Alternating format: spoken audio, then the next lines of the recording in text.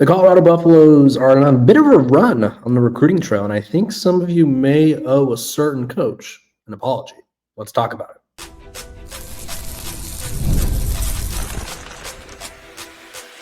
You are Locked On Buffs, your daily podcast on the Colorado Buffaloes, part of the Locked On Podcast Network, your team every day.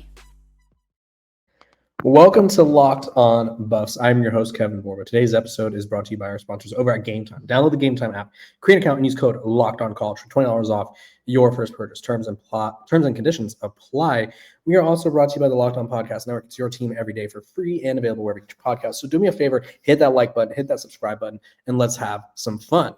Recording to you somewhat live from Miami as my fiance is picking out her wedding dress, and I'm sitting here recording Locked On Buffs while she does that. So we made a little trip out of it, as you can see. Some nice artwork, hammock. We're having a good time.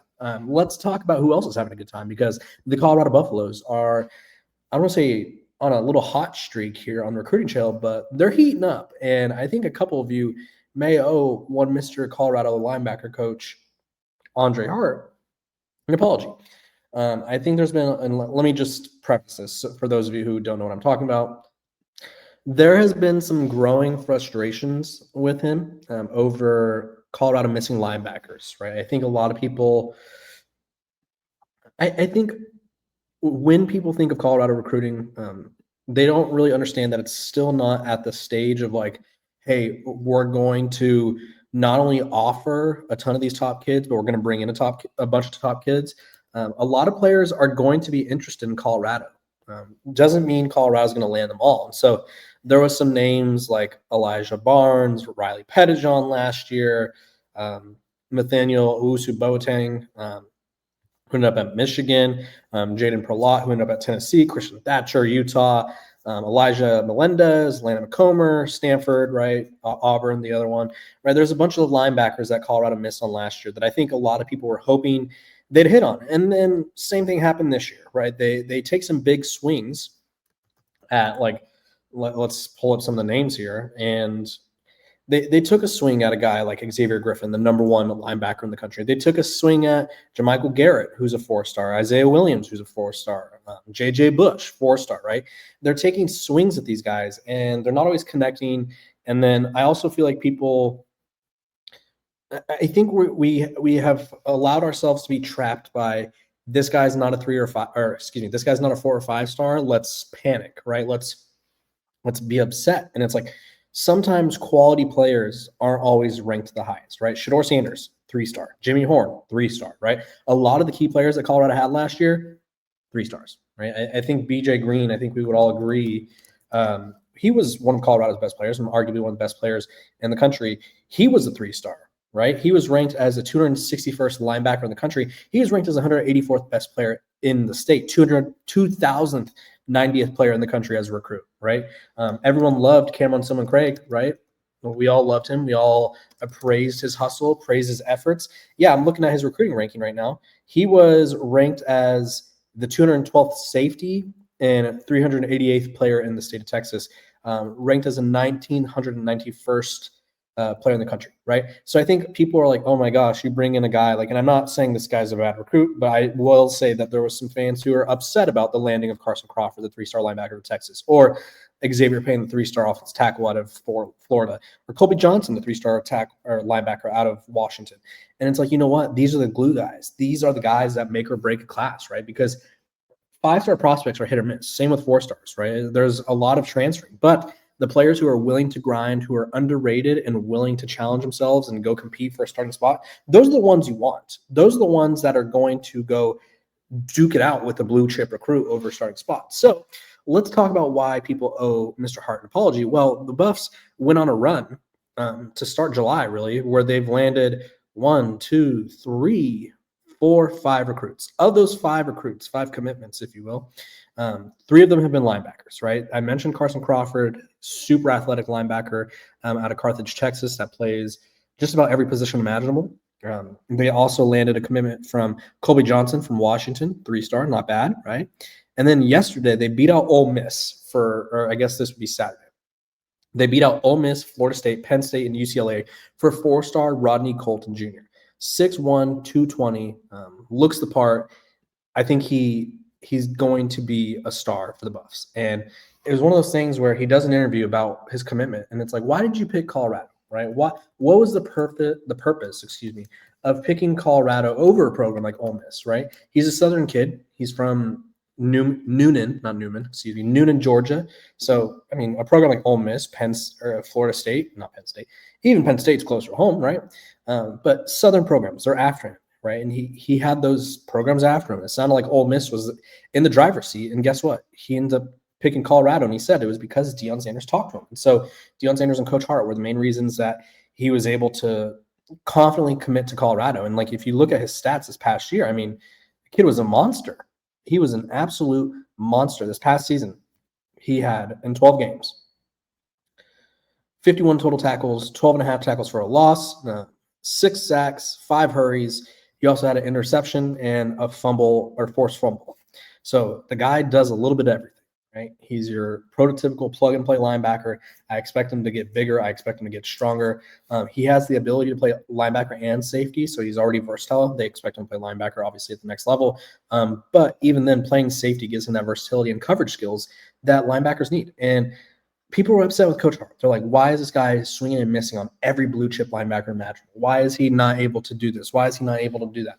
Well, when I talked about this earlier, right, I think one of the reasons that Coach Prime, his health issues were so detrimental to Colorado is, and I'm not, again, I want to preface this when I bring it up every time because I don't want people to be like, oh my gosh, are you really scolding the guy for being sick? I'm not doing that.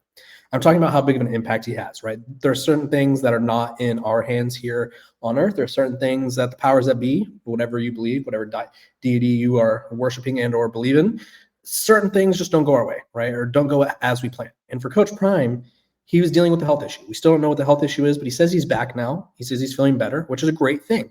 And if you're Colorado, you have to be pleased because when people go to visit Colorado and Deion Sanders isn't there, and again, I know he has health problems. I know. I get it. When he's not there, it's almost like you're visiting. Think of it like this. Think of you're going to Christmas, right? And your favorite cousin's not there. It's like, it's not the same, right? You're going to Christmas, obviously, because you're interested. You're going to see your family, but your favorite cousin's not there, and you're like, okay, this is going to be a little weird, right? It's not the same vibes, right? That's what visiting Colorado without Deion Sanders is like, because he's the heart and soul of the program. He's sort of he's not even sort of the face. He is the face. So if Deion Sanders isn't there, it's like, okay, it's a little bit different. So I think Colorado, unfortunately, had a handful of blue chip recruits, and there's still plenty of time to flip these guys. You know, Coach Prime is due for a flip or 7. But those guys visit Colorado, and he's not there because he's at home, which is understandable. It's tough. And I understand that, right? I understand that health comes first. But you already see how big his word, like how impactful his word is, right? Deion Sanders told Mr. Colton, like, hey, you're going to come in, you're going to play right away. We expect you to play right away. And I think that's sort of the big pitch for Colorado recruits is Deion Sanders isn't BSing you. If you're a true freshman and he tells you, hey, we plan to play you, you're not given a starting spot because he doesn't hand out starting spots. But you are basically nearly handed an opportunity to make an impact right away. A lot of these programs lie to these recruits where it's like, hey, we love you. We think you're going to be great for us. We think you're going to be blah, blah, blah. And like sometimes they just want to boost a recruiting class. Sometimes they just want to stock up at a certain position because they know they're going to lose people or they'll take 5 linebackers because they knew they're going to lose 3 of them. Colorado, like they recruit, I think for the most part, they recruit with the intention of you playing, right? Colorado plays a ton of freshmen. Carmine McLean, I think, would have played sooner had he not had I don't say off the field issues because he wasn't getting in trouble. He just wasn't living up to his end of the bargain as an all-around student athlete, right? But Dylan Edwards got an opportunity right away. Hank Salinkas got opportunity right away. I'm trying to think of like Omarion Miller got his a cup of coffee right away. Like he is very much okay. Carter Stottmeyer, very much okay with playing young guys right away. Cash Cleveland last year. So for Rodney Colton to be like, hey, he told me to my face over phone call that I'm going to be playing right away. That's a big deal. It's a big deal for these kids to hear that. And so for Coach Prime to be in the mix, for Coach Hart to be a key factor in this recruitment, I think it's apology time for some of you, right? I know we want Colorado to land every 5-star recruit imaginable and every recruit they go after, but that's not the world they live in, right? I know a lot of people, there's so many factors into, and I'm going to go on a little tangent here before we move on. There's so many factors into what leads to a recruit committing, right? A lot of these kids now, it's about the money, right? We've seen Texas Tech land a 5-star offensive tackle over Texas because they offered him a contract, or I don't know if it's a contract, a deal, we'll call it, worth as much as $5 million, right? That's life-changing money. That's a lot of money. We've seen some recruits just be like, I want to stay close to home. Like Shedeur Morgan, I don't know if that was the deal breaker for him, quote unquote deal breaker, but he's an Alabama kid, Alabama native, right? I don't think it's a coincidence that 2 of his top 3 were in the state of Alabama. There's other kids who simply just want to play in the SEC, right? The SEC or the Big Ten are viewed as the dominant conferences in college football, and they have been, right? They combined for, I think, like all of the last, I don't remember the last time a Big 12 team won a national championship or a team in general that wasn't in the SEC or the Big Ten. Like I want to say it's Texas in 2006, but I could be wrong. But let me look that up. But you know what I mean? Like those are the prestigious champions, and sometimes are the prestigious conferences, and it's one of those things where it's like sometimes people just want to go to those schools, right? And I'm pulling the list up now. Ohio State won this past year, right? The year before it was Michigan, then it was Georgia, Alabama, LSU, Clemson. Excuse me, I can't believe I forgot Clemson. 2018, but dating back to, Texas in 2005, all but 3 of the past champions have been SEC or Big Ten teams, right? So it's clearly like some recruits are like, I just want to play there, right? And so that's always going to be something that he deals with. But Coach Prime, he could be a dominant recruiter, I think, if he wants to. The more games he wins, the more people are going to see the vision. And I think a coach like Coach Hart, who's as close to Coach Prime as he is, I think him finding success should be something that everyone's happy for if you're a Colorado fan. So for those of you that were a little hard on Coach Hart for missing out on some other recruits, let's pump the brakes a little bit, right? Big linebacker get.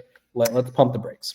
When we come back, Joel Klatt says there's not going to be a drop-off at Colorado, and I'm going to explain why there will be, but not in the way that people are thinking.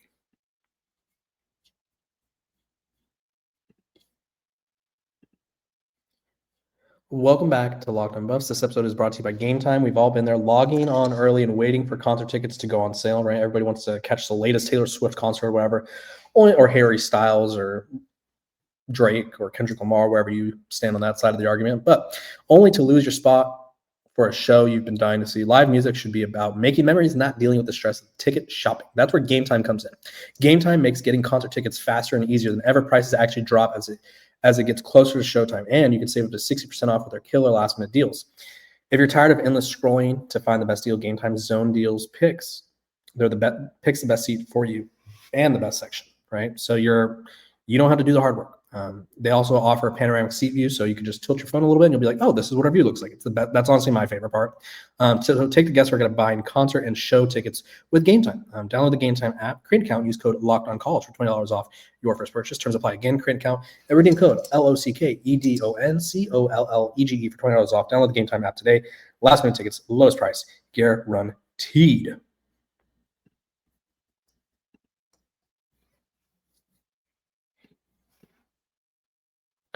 Welcome back to Locked On Buffs. I am the host, Kevin Mormon. I cover all things college football over at Athlon Sports. I cover your Colorado Buffaloes here for the Locked On Network, the Locked On Podcast Network, that is. Let's talk about a drop-off at Colorado. I think so many people are iffy about Colorado. Some people are like, there's going to be no drop-off. Some people are like, this team's going to be terrible next year. And I think Joel Klatt had the medium take, and I think he's right on. This is what he had to say. Talent acquisition is the lifeblood of the program, and they've done a nice job acquiring talent. I think that they should be good at quarterback position. What I actually think is the most important, rather than some of these breakout stars that are off the line of scrimmage, is that the line of scrimmage is getting better and better and deeper.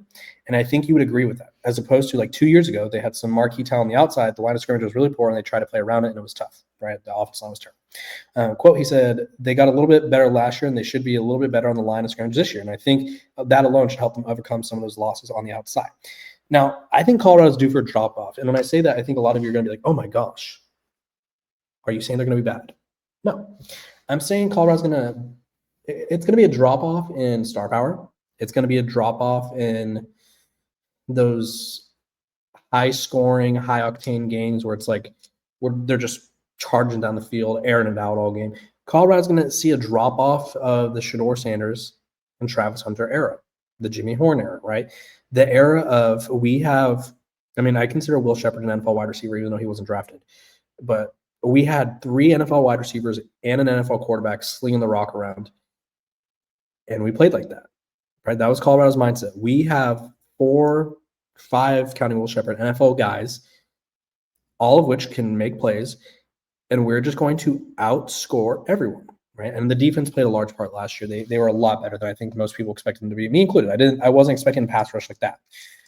But it's one of those things where you have to understand it's a changing of the guard, right? Shedeur Sanders is no longer there. Caden Salter is in town. Caden Salter is a dynamic athlete. He has a big arm, but Caden Salter is not Shedeur Sanders, right? Shedeur Sanders is known for keeping plays alive. He's known for being surgical down the field. Caden Salter is known for being a bit of a gunslinger, right? A bit of a mobile gunslinger who can hurt teams with his legs, right? That opens up a new look in the offense. Travis Hunter is no longer there. Travis Hunter, LeJontay Wester, Will Shepard, Jimmy Horn.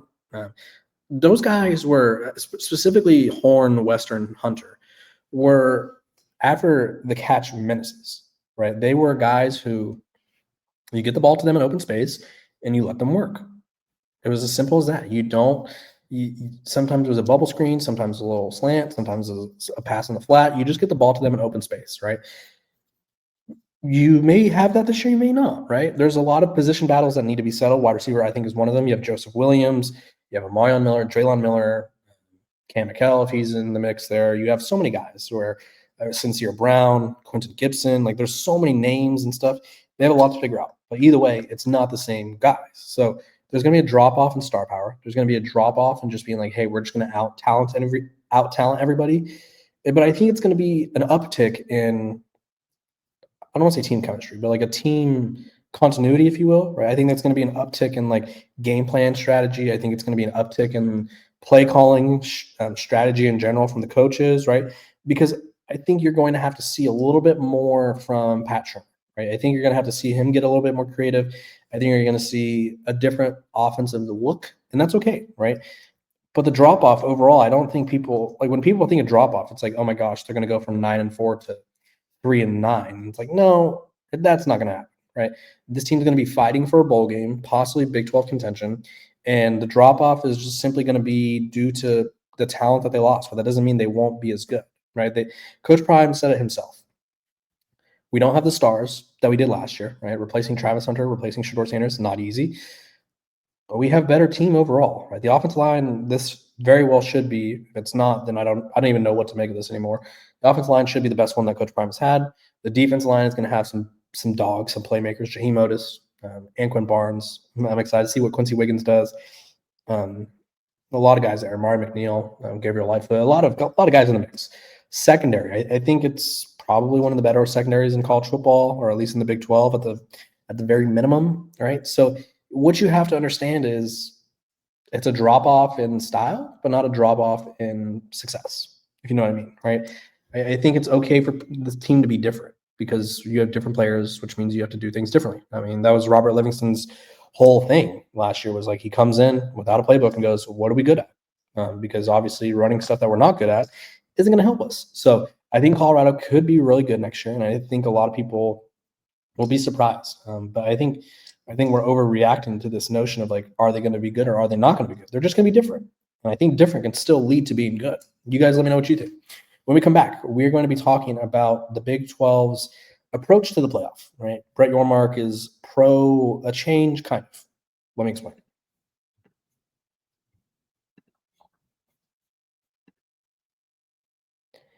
Welcome back to Locked On Buffs. Appreciate you guys for tuning in every single day, making me your first listen of the day. We are free and available wherever you get your podcast. So do me a favor, hit that like, subscribe, and follow button. Give me 5 stars wherever you listen to your podcast or watch your podcast, so that way we can continue to grow it and continue to have some fun. The college football playoff is bound to change, right? We trotted out a 4-team playoff, which 4 wasn't enough because it was so obvious that teams were going to be left out that didn't deserve to be. And rather than like going to 6 or like 8, it's like, okay, we gotta be dramatic. We gotta go to 12. And it's like, oh, here we go. And then we get to 12 and it's like, okay, we're gonna do automatic bids with bye weeks. And like it was a whole thing. The top 4 seeds all lost. I think there was plenty of debates over which teams deserve to be top 4 seeds anyway, whether it would matter, blah, blah, blah.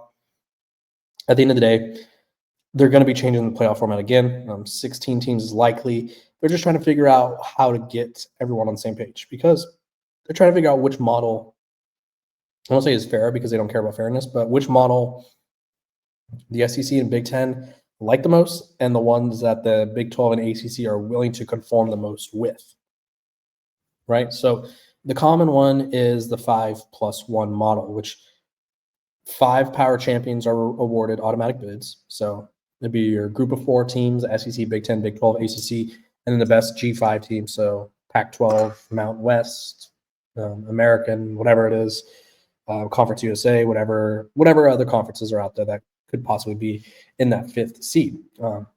And the 11 would be automatic bids, right? So, and not all of them, but there'd be a handful of automatic bids, and that's sort of where we're at. So this is what Brett Yormark had to say.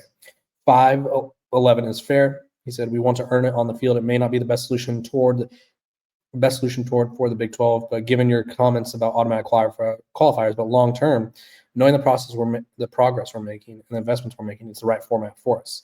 He says, I'm doubling down on 5+11. I know ACC Commissioner Jim Phillips will, and I'm sure some of the other conference commissioners will as well. Basically, the format is you get the automatic bid for your conference champion, couple automatic qualifiers for a team here, a couple automatics for certain. Basically, everyone wants automatic qualifiers. The SEC and the Big Ten, excuse me, they want to get 4 automatic bids to each. 4 automatic bids to the Big Ten and SEC, 2 to the ACC and Big 12, and then 1 to the top-ranked Group of 6 conference winner, and remainder to at-large teams, right? So you're basically getting 8 teams from the Big Ten and SEC. You're going to get 10, 11, 12 from the Big 12 ACC, and then 1 Group of 5 team.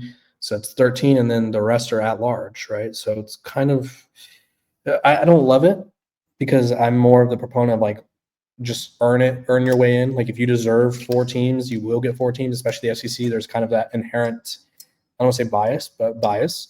And it's just like, I don't know why we have to fight for something that we're not earning, but that seems to be the trend. But for Brett Yormark to be on board with it, I think that's a good sign. I think it shows he's willing to work. And the problem is the Big 12 has to prove that it could win it, right? Until the Big 12 proves that they deserve a seat at the table, they're not going to really get a seat at the table. So that's sort of the problem that they have. But I think the playoff format, I like expanding to 16 teams. I just don't like how they're coming up with 16 teams. But that's been college football lately. It's all these changes with little to no sense making behind them.